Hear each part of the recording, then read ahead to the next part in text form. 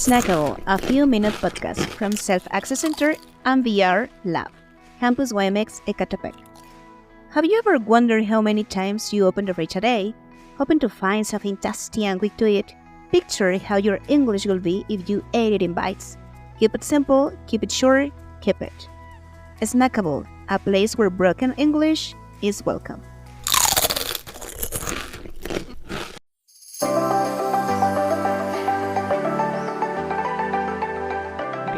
Hey, Community YMX Ecatepec. Welcome to Snackable, and thank you for joining us again.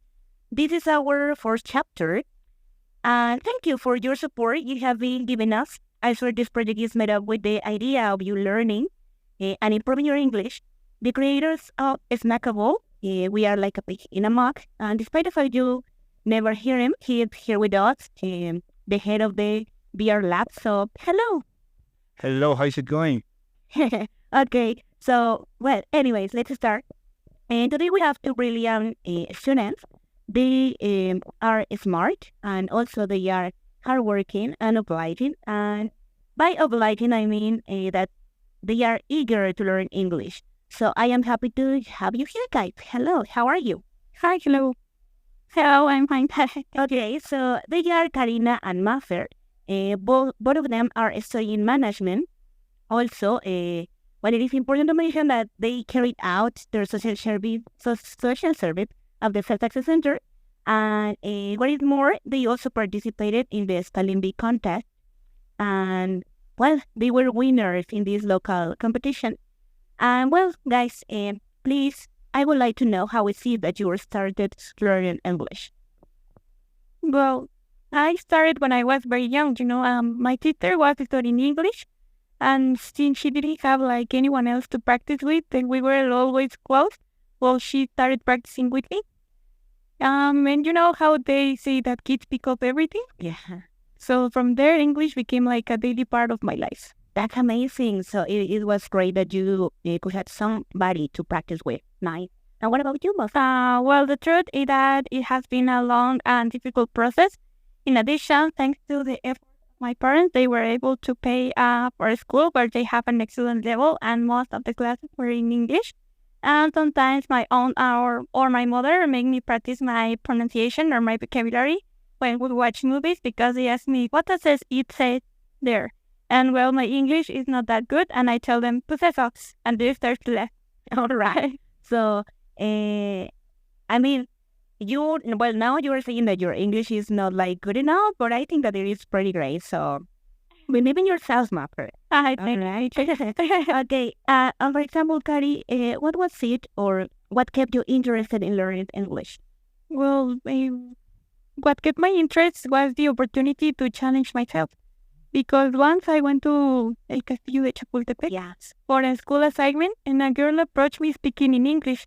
And I could understand most of what she was saying. Yes. But there were things I had no clue about. I was like, how? What? And so to avoid feeling that way again, I decided to keep pushing myself. So now I can understand more people with greater fluency. That's amazing. But, if you realize you were practicing and not being ashamed of despite the fact you couldn't understand this girl, maybe you continue practicing. And, now you are able to do it. So that's great. That's great, yeah. What about you, Mapper? As you know, English has become a basic language. Currently, in all jobs, they ask for at least conversational English. And when I finish my degree, I want to be a pilot. So they asked me for an even more demanding level. And in addition, I would like to share my knowledge with my family, so that one day when I take them on a trip, they will know how to talk to people. Yeah.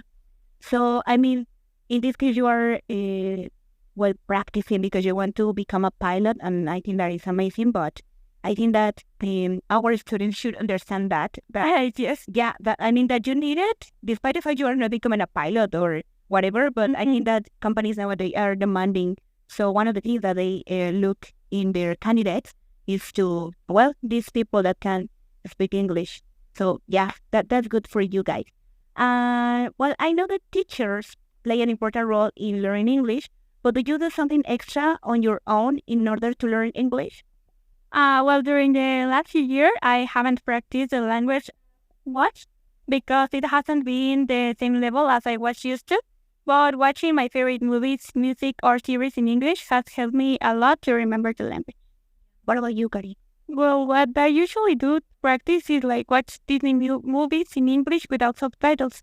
I feel like it helps because English in those movies is meant for children to understand, so Yeah. it's slower and clear. And besides that, I watch series or movies that I already seen with subtitles, but I watch them without subtitles. And I feel like that helps me get used to hearing and the language and practice better. Yeah, and I think that is, I mean, you are challenging yourself because it is like, I want to capture this scene maybe, but without the subtitles. So, I mean, if you do it, it is like, oh my God, I can do it.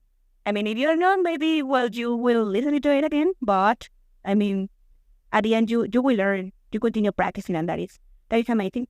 And well, guys, as you can see, learning English comes in all shapes and sizes. What works for you might not work for Mafer or for other students, but I mean, just stick to what you like or what you are into, and well, the rest is coming. All right. So, well, as I was saying at the beginning, you participated in the spelling bee contest. So, would you recommend this experience for to our other students? Yeah, absolutely. I will highly recommend going through that experience because it's a great school activity if you enjoy English. What about Well, I will recommend that you really live the experience. It's something so out of the ordinary. And with that contest, I learned to get rid of my sadness in front of public. But in the moment I said a bad sentence, I started to feel bad because I started to think about all the efforts of my teacher had made so that moment could happen. Yeah, and I think that well, you won the finals here, and you went to Toluca. I mean, to the nest of the YM. All right. But also I think it is important that as a student you belong or you know other spaces from besides of our campus. So, I think that both of you have been there in Toluca, and I think that you have experienced that that feeling of yes, I'm in the nest of the uni, and you feel part of the community. I mean, in a more or in a bigger way, you know. So yeah, that's lovely, and you can experience that by competing in Toluca, right? Yeah, yeah, sure. All right. So, okay, guys. So, something that you would like to say to our community in order to continue learning English and practicing and so on? Yeah, sure. Well, English is an invaluable tool that can open many doors in today's world. Besides being useful for global communication, it can also improve your educational and career opportunities. It's important to practice it regularly and not be afraid to make mistakes, as they are part of the learning process. Keep practicing and enjoying the journey of learning a new language. Yeah, that's amazing. What about you, Fer? Well, I want to tell them that don't be afraid of failure. Sometimes you have to win and sometimes lose. It's part of the experiences. Otherwise, there will be nothing to learn or tell. Get rid of your fear and leave it. You lose nothing. There are always more opportunities. Exactly. So, despite the fact that your accent is not like very clear, or your pronunciation is like, or you mispronounce some word, and you don't know maybe grammar structures and stuff like that, I think that every single thing that you do in order to practice is going to join your level and is going to improve your level. So yeah, I totally agree with you guys. Thank you so much for being here. And well, guys, thank you so much. Take it. I do education. No, it's my pleasure. Thank you, guys.